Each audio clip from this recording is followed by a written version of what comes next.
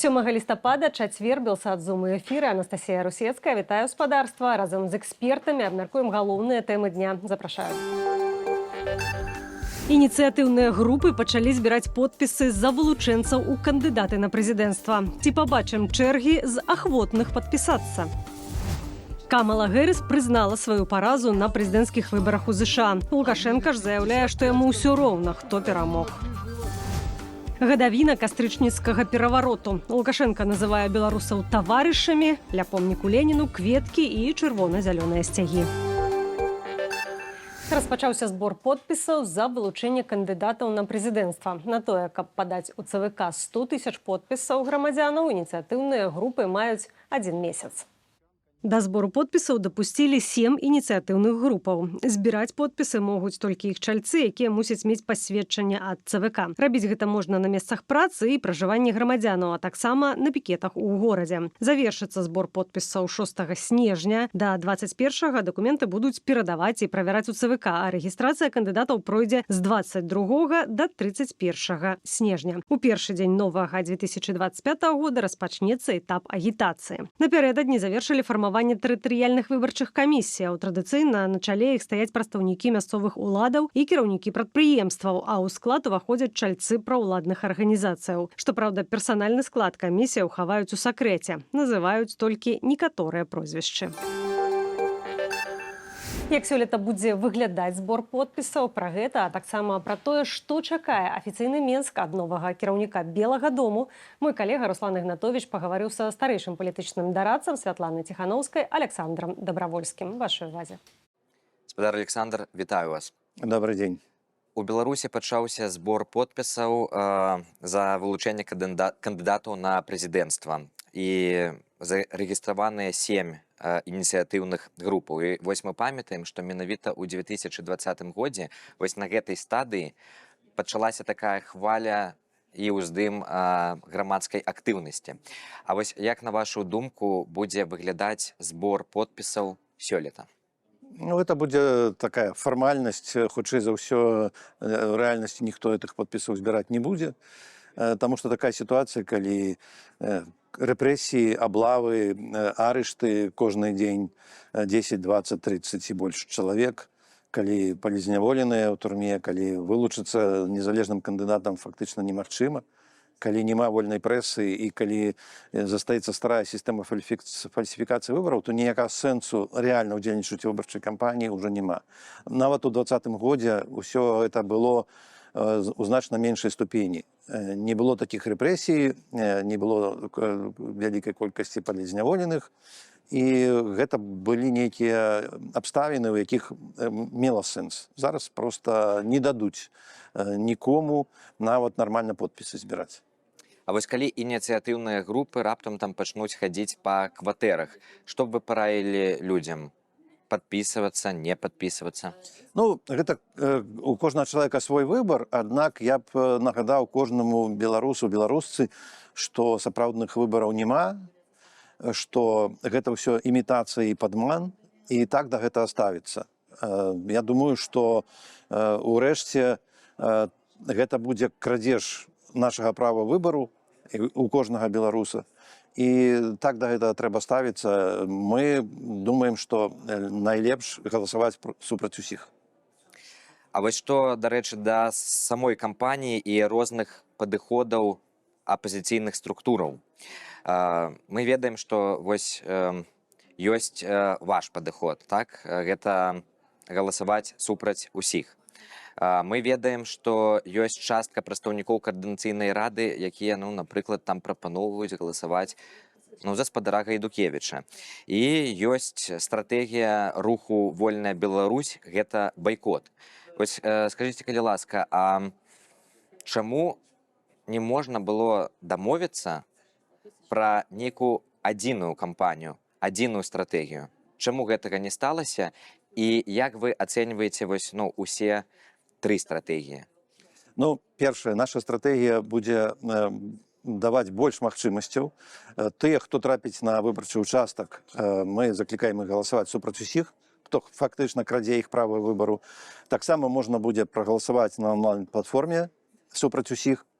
сімвалічна, і беларусы пазбаўленыя, на жаль, магчымасці прагаласаваць за мяжой, і таму будуць такія арганізаваныя народнымі амбасадамі участкі, дзе можна сімвалічна прыйсці прагаласаваць супраць усіх. Адзіны заклік: галасуем супраць усіх, хто крадзе наша права выбару. Што да групы, якая прапановвае галасаваць за Гайдукевіча, я ведаю гэту групу, яна складаецца з аднаго чалавека. Вось, і у кожнага чалавека ёсць права галасаваць і за каго заўгодна, і агітаваць за каго заўгодна.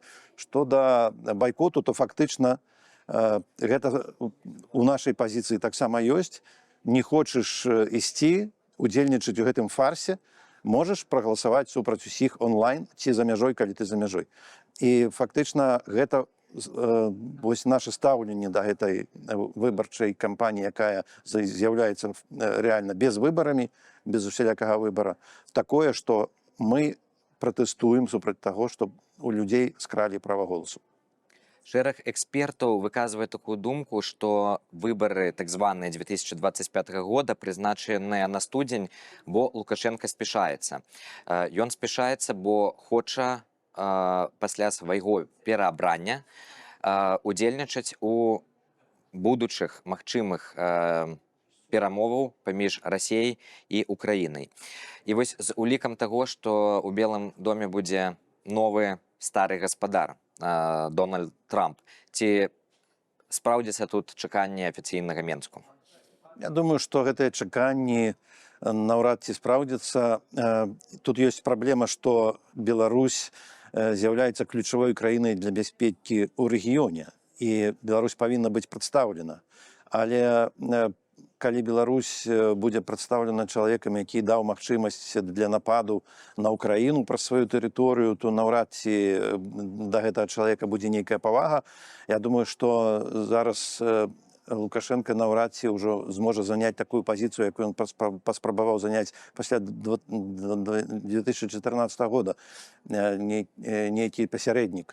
Бо ён ужо не пасярэднік, да яго няма павагі ў украінцаў, яго не ўспрымаюць усур'ёз на Захадзе, і Расія таксама лічыць гаспадаром сябе на тэрыторыі Беларусі, а не Лукашэнку. Так што наўрад ці ў гэтай якасці ён можа прысутнічаць.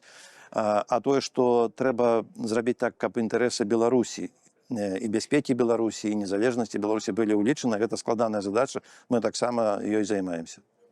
А вось на вашу думку, як будзе выбудоўваць адносіны новая адміністрацыя ў ЗША з афіцыйным Менскам? І ці магчыма, што зноў прыедзе ў Беларусь нейкі умоўны Болтан, скажем так, пацісне руку Лукашэнкі, і мы пабачым вызвалення палітвязняў?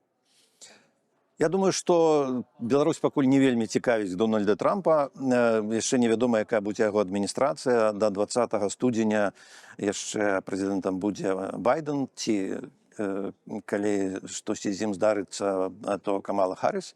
І будзе вельмі асцярожная палітыка, якая была. Што да Трампа, то тут магчымыя такія рэчы. Ён чалавек прадказальны ў тым, што ён не прадказальны. І магчымыя такія рэчы, якія могуць быць больш агрэсіўныя, больш рашучыя. Ён мысліць здзелкамі і плацяжамі, і тут вялікая своеасаблівасць яго ёсць. І цяжка сказаць, як гэта адгукнецца. Адно толькі можна сказаць, што Беларусь не знаходзіцца ў фокусе інтарэсаў Злучаных Штатаў пакуль. А калі Беларусь будзе ўлічвацца ў мірных перамовах магчымых Расіі і Украіны, то тады будзе размова не пра тое, хто будзе кіраваць у Беларусі, а пра тое, як гарантаваць бяспеку ў рэгіёне. А вы будзеце нешта рабіць, і калі так, то што, каб Беларусь была ў інтарэсах Злучаных Штатаў? Так. І зараз адбываецца стратэгічны дыялог. Вось менавіта зараз ён ідзе паміж Злучанымі Штатамі і дэмакратычнымі сіламі. І мы абмяркоўваем і пытанні бяспекі, і пытання пераходу да дэмакратыі, і пытання правоў чалавека, і вольнай прэсы. І вось гэта мы дасягнулі дзякуючы таму, што была такая праца і з дэмакратычнай партыяй, і з рэспубліканскай партыяй. І гэта, так як кажуць амерыканцы, bipartisan рашэнні, якія мы паспрабуем перавесці ў тое, каб былі канкрэтныя вынікі. Зразумела, што галоўная ўвага зараз будзе не на Беларусь, але ёсць стратэгічны дыалог дзесьці з больш чым 20 краінамі ў Злучаных Штатах, і толькі з Беларусю гэта дыалог не з рэжымам, які незаконна застаецца ва ўладзе, а з дэмакратычнымі сіламі. Мы імкнемся гэта скарыстаць для таго, каб і былі змены ў Беларусі, і каб спрыяць вызваленню палітвязняў, і каб спрыяць таму, каб Беларусь была часткай рашэння гэтай праблемы бяспекі ў рэгіёне, а не часткай самой праблемы. Дзякую вам вялікі за гэтую размову. Гэта быў Александр Дабравольскі. Дзякуй. Першыя страты сярод жаўнераў КНДР, кінутых на фронт расійскай агрэсіі супраць Украіны. Паводле крыніцаў «Нью-Йорк Таймс», невялікі бой з удзелам паўночна-карэйскіх вайскоўцаў адбыўся 4 лістапада ў Курскай вобласці.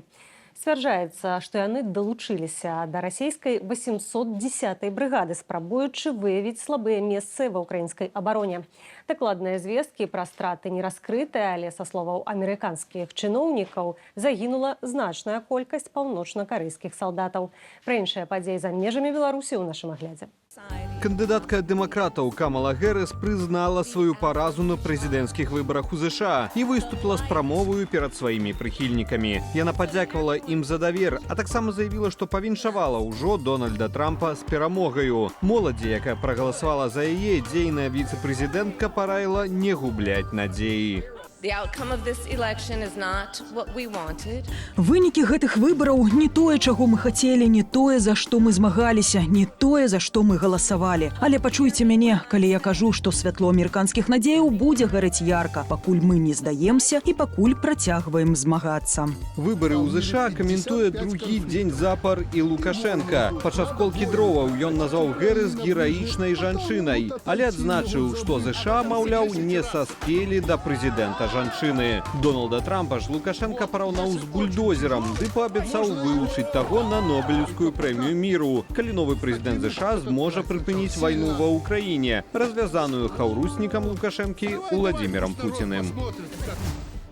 У Нямецчыне распалася ўрадавая кааліцыя пад кіраўніцтвам канцлера Оляфа Шольца. Гэта здарылася пасля таго, як кіраўнік ураду адправіў у адстаўку міністра фінансаў Крыстыяна Лінднера, лідара ліберальнай свабоднай дэмакратычнай партыі Нямецчыны. Шольц вінаваціць Лінднера ў блакаванні ўрадавых ініцыятываў. Занадта часта ён дзеяў, каб дагадзіць сваім кліентам і партыі. Занадта часта ён падрываў мой давер. У той жа час звольнены міністр заяўляе, што кіраўнік ураду не жадаў рэагаваць на новыя эканамічныя выклікі, якія паўсталі перад краінаю. У Бундестагу ў пачатку студзеня мае адбыцца галасаванне па пытанні даверу да ўраду Шольца. Калі дэпутаты прагаласуюць адмоўна, краіну чакаюць пазачарговыя парламенцкія выбары. Больш за 3 дзесяткі ударных беспілотнікаў выкарысталі расійскія войскі ў сённяшняй атацы на Кіеў і Кіеўскую вобласць. Удар ажыццяўляўся з розных бакоў. У выніку атакі прагрымелі выбухі і ўспыхнулі пажары ў шматпавярховіках у 6 раёнах Кіева. Вядома пра як мінімум 2 пацярпелых. Яшчэ ў адным раёне абломкі збітага беспілотніка ўпалі на тэрыторыі медычнага цэнтру. Паветраная трывога ва ўкраінскай сталіцы гучала больш за 8 гадзінаў. Гаспадарства нагадваю пра QR-код, які вы бачыце на сваіх экранах. Гэта шлях да нашага каналу ў Тэлеграме. У ім можаце прачытаць актуальныя навіны і, калі для вас гэта бяспечна, падпісацца. Таксама зазірайце на нашу інтэрнэт-старонку belsat.eu. Умова тая ж, ваша бяспека. Дзякую, што вы з намі. Гваздзікі да помніку Леніну ад камуністаў ды віншавання ад Лукашэнкі. Гэтак у Беларусі адзначаюць 7 лістапада, дзень кастрычніцкага перавароту 1917 года. А фактычна трагічны паварот у беларускай гісторыі. У пералік афіцыйных святаў 7 лістапада вярнуў Александр Лукашенко. Гэта адбылося ў 1995 годзе. Акрамя Беларусі, выходны ў гэты дзень мае Кыргызстан, што, праўда, у азіяцкай краіне. Даце надалі іншае сэнсавае напаўненне. Цяпер 7 лістапада азначаюць дзень гісторыі ды памяці продкаў. У Менску з раніцы кветкі да помніку Леніну нясуць не толькі актывісты камуністычнай партыі, а таксама і прадстаўнікі дзяржаўных структураў, бюджэтнікі ды актывісты БРСМ. Прэсавая служба Лукашэнкі апублікавала ягонае віншаванне. У ім Лукашенко называе беларусаў дарагімі таварышамі і зазначае, што Беларусь пад ягоным кіраўніцтвам захоўвае савецкія арыенціры ды ідэалы. Пра сапраўднае значэнне 7 лістапада для беларусаў і зацятую учэпістасць Лукашэнкі ў дачыненні гэтага савецкага свята мой калега Вітаўт Сіўчык паразмаўляў з гісторыкам Александром Пашкевічем. Спадарства, з намі на сувязі гісторык Александр Пашкевіч. Спадар Александр, вітаю вас. Добрый день.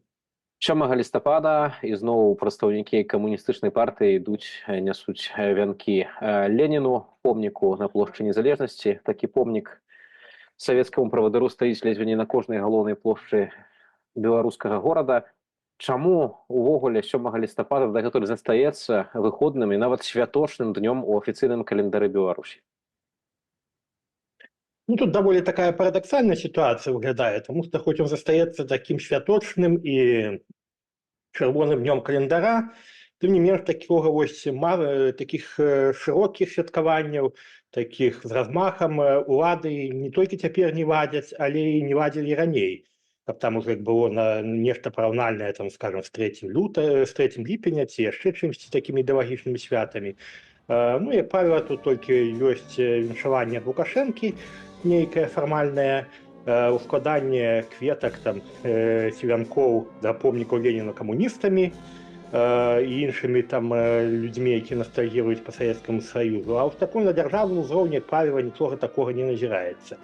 Тым не менш, з календара гэта не выкідаюць, трымаюць у ім, хаця многае, як вядома, што з яго выпала яшчэ ў 90-е гады.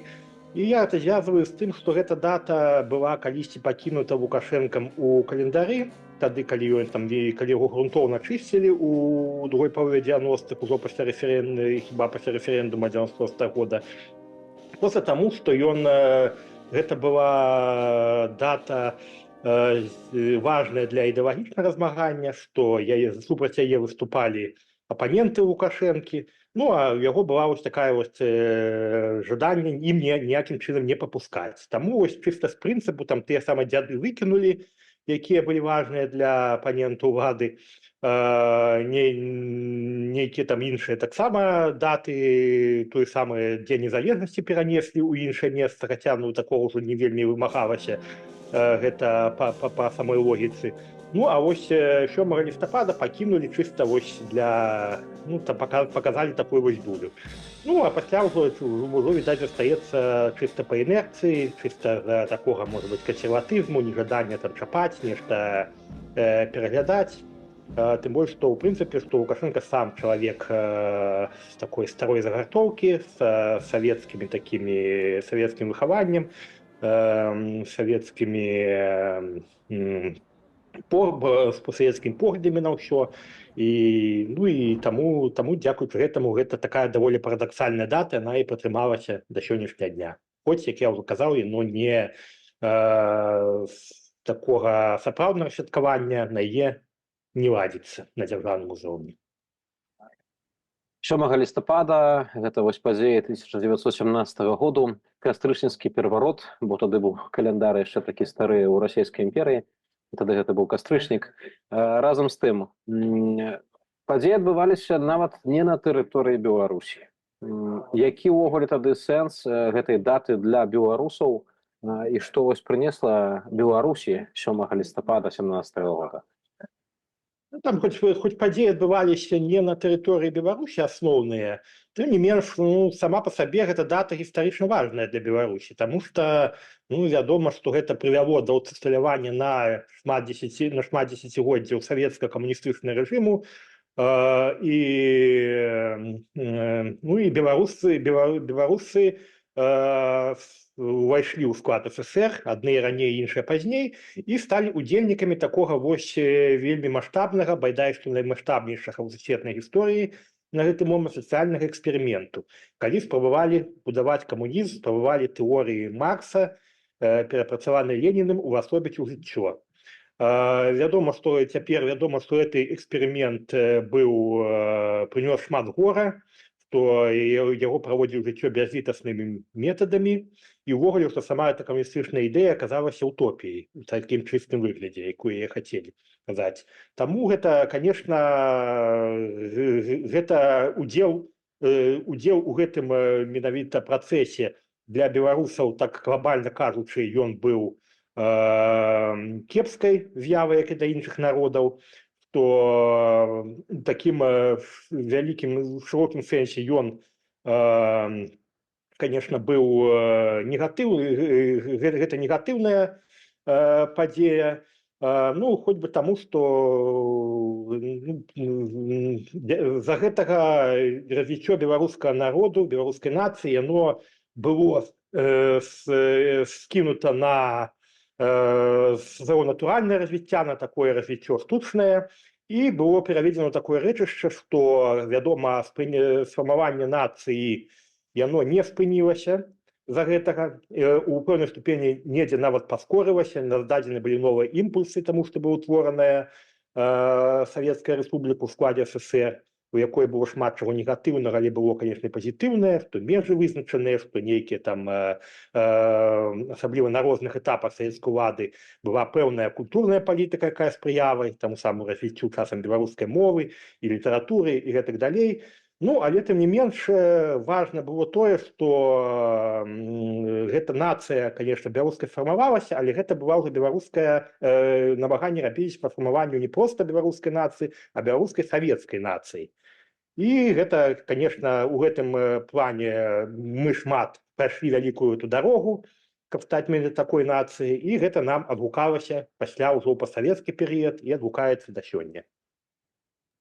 Калі кажам увогуле пра дату 7 лістапада і наступствы яе для беларусаў, вось часта называюць яе чырвоным днём календара, але хіба гэта не чырвоны ў сэнсе крывавы дзень календара, таму што 7 лістапада прынесла вось гэты савецка-камуністычны рэжым, а гэта значыць таксама мільёны ахвяраў, цярпенняў і проста здзеку з людзей.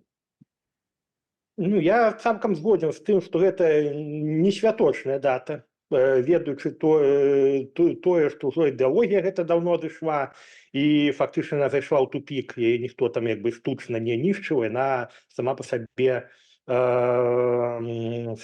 адмерла. І таксама ведаем мы тое, якімі метадамі гэта ўсё прасоўвалася, колькі ахвяраў было панесена, пра тое, што я таксама раней казаў, што вось з натуральнага шляху была цэлая нацыі сапхнутыя на такія ва ўгоду нейкім хімерам. Ну, і, вядома, якім катком гэта ўсё прайшлося па людскіх лёсах. Таму казаць, што вось, нягледзячы на што мы павінны гэту дату святкаваць, ну, гэта, я лічу, што не, гэта не свята. Гэта такі чыста непавага да ахвяраў гэтага ўсяго, тым больш мы ведаем, што гэта, ідэя гэта была, в прынцыпе, утапічная і не мела шансу так на рэалізацыю без гэтага вось гвалту. І засталіся, в прынцыпе, ні з чым. Таму гэта так, гэта памятная дата, мы павінны пра гэта памятаць, павінны гэта вывучаць, павінны старацца таксама аб'ектыўна ацэньваць, глядзець на, не бачыць і негатыўныя бакі, і недзе пазітыўныя, таму што ўсё гэта ходзіць, скажем так, звычайна разам, што не можа быць, калі там 70 гадоў там людзі жылі і ўсё адно только негатыўнае, ўсё гэта павінны, конечно, мы гэта сама разумець, бачыць, як бы даследаваць, ну, але ўсё ж такі гэта не падстава для нейкіх такіх шырокіх святкаванняў, успрымання для пазітыўнай з'явы ў гісторыі Беларусі. Гэта, безумоўна, не так. Цікава, што 7 лістапада не з'яўляецца святочным днём, так напраўду, менавіта ў якасці дня гэтай кастрычніцкай рэвалюцыі нідзе на тэрыторыі былога Савецкага Саюза, толькі ў Беларусі. У Кыргызстане ёсць гэта выходны дзень, але там надалі гэтаму дню іншае значэнне. Ёсць яшчэ тэрыторыя сепаратысты ў Прыднястроўі, таксама святкуюць 7 лістапада. Як так сталася, што Беларусь застаецца такім як запаведнікам камунізму, дзе нават людзі ўжо, можа, не памятаюць прызначэння дня, не памятаюць, што там тады адбывалася і гэтак далей, але вось усё роўна у календары 7 лістапада застаецца афіцыйна святочным днём. можна сказаць, што і ў нас гэтай даты як бы акрамя чыстай фармальнасці яна таксама адмерла, як і на іншай постсавецкай прасторы. Тлумачыцца гэта проста тым, што сама ідэалогія адмерла, таму што і сама ідэалогія аказалася нежывой, і адпаведна ўжо ніхто пасля таго, як Савецкі Саюз спыніў існаванне, як камуністычная сістэма абрынулася, ніхто нідзе не спрабаваў працягваць гэты эксперымент. Якія б там не ствараліся рэжымы на постсавецкай прасторы, яны былі недэмакратычныя, яны былі вельмі, скажем, вельмі непрыемныя, вельмі гвалтоўныя многія, карумпаваныя і гэтак далей. Але тым не менш, нават калі прыходзілі нейкія там былыя першыя сакратары да ўлады ці іншыя прадстаўнікі былой савецкай номенклатуры, а гэта было 90-е гады, можна сказаць, агульны працэс такі, што вярталіся да ўлады старыя, яны ўжо яны не хацелі гэта працягваць, яны зразумелі, што трэба дзейнічаць па-іншаму. Тое, што было, гэта ўжо было, а тут уже яны атрымалі ўладу назад, і трэба будаваць нейкую там усходнюю сатрапію, дэспатыю, ці будаваць на нейкіх там іншых асновах, але ўжо не на камуністычных. Адпаведна, яны ўжо мясцовыя ўлады стваралі сабе новую нейкую такую ідэалогію. Не абавязкова вельмі пазітыўную, не абавязкова дэмакратычную, але новую. Нават у тым самым Кыргызстане, напрыклад, яны дзень сам захавалі, але напоўнілі яго новым зместам, а іншыя ўвогуле не напаўнялі. І ў тых жа самых у Казахстане дзесьці, у Узбекістане, ці што, нягледзячы на тое, што там самі былі недэмакратычныя рэжымы, але яны асуджалі сталінскія рэпрэсіі, асуджалі там практыкі камунізму, асабліва якія накіраваныя былі супраць іх уласных народаў, то уже такая нацыянальная, дзесьці нацыяналістычная ідэалогія прымалася. Ды нават у Расіі, калі мы вспомнім, што таксама асабліва яны не трымаліся за гэту савецкую мінуўшчыну, што там і шмат і выходзіла і публікацый пра гэты сталінізм, і дакументальных публікацый, якія выходзілі пад грыфам нейкіх дзяржаўных органаў, і помнікі ахвярам сталіншчыны, рэпрэсій і ўвогуле камунізму таксама стаялі ўсюды там. Але гэта... А ў нас спецыфіка менавіта таму, што гэта... што спачатку гэта было як бы такі шпілька, укол у бок нацыяналістаў БНФ, якіх там называлі, а пасля ўжо заставалася чыста з прынцыпу, чыста з нейкай такой інерцыі. Калі кажам пра нейкія прынцыпы, вы згадалі таксама пра ідэалогію, якая была, можа, нейкая іншая ў іншых дзяржавах пасля 91-го году, але калі паглядзім на ідэалогію сучаснага рэжыму ў Беларусі, усё ж скіравана супраць рэвалюцыі, што любая рэвалюцыя – гэта зло. І тут афіцыйнае свята рэвалюцыі, тут няма нейкай гістарычнай супярэчнасці. На супярэчнасць, яна, вядома, ёсць. Калі тут зыходзіць з таго, напрыклад, што беларускія ўлады вельмі моцна паслядоўныя, і для іх гэта важна, гэтыя ідэалагічныя моманты, каб яны гэта над гэтым фіксавалі. Але я думаю, што ў нас такіх супярэчнасцяў не толькі тут вельмі шмат, яны звязаныя па вялікім рахунку з тым, што ідэалогія як такой у сённяшняга рэжыму якраз такі няма і ніколі не было. Што гэта рэжым асабістай улады, што гэта рэжым нейкі, што гэта рэжым, які не ідэалагічны, скажам так, што ён можа там дзесьці там, калі нешта пагражае гэтай уладзе, то з ім змагаюцца, нягледзячы на тое, пад якімі там ідэямі гэта ўсё ідзе, і адпаведна прымаюць на ўзбраенне любое тое, што гэту ўладу асабісту можа ўзмацніць. І з гэтай логікі ўсё такое зыходзіць, і часам звычайнай такой, як бы так, агульнай логіцы гэта можа і супярэчыць. Тут у нас як бы прымаецца тое, што калі гаворыцца пра гэтую рэвалюцыю, якая знаходзіцца ў святочным календары і якая нібыта ўшаноўваецца, то, як правіла, гэтыя аспекты проста абыходзяць, што вось сілай скінулі нейкую ўладу, а якраз упор усё ж такі робіцца не на саміх падзеях 17-го года, а на тым, што вось быў Савецкі Саюз, была такая держава, у якой там нібыта ўсё было вельмі добра, пасля там зламысна разбурылі, і на такой постсавецкай ностальгіі ўжо не па часах 17 года, не па часах сталіншчыны, а на часы вось гэтай застойнай брэжнеўшчыны, калі там яшчэ найбольш такі сыты перыяд Савецкага Саюза, на гэта робіцца упор. Таму тут ужо як бы спрэчнасці, вядома, ёсць, але яны абыходзяцца ў тым, што проста перастаноўкай акцэнтаў. Дзякуй вялікі за гэтую размову. А з намі на сувязі быў Александр Пашкевіч, гісторык. Дзякуй вам. Всего добрага. І гэта ўсё ў Белсат Зум. З вами была Анастасія Русецкая. Зычу добрага вечара і да сустрэчы заўтра.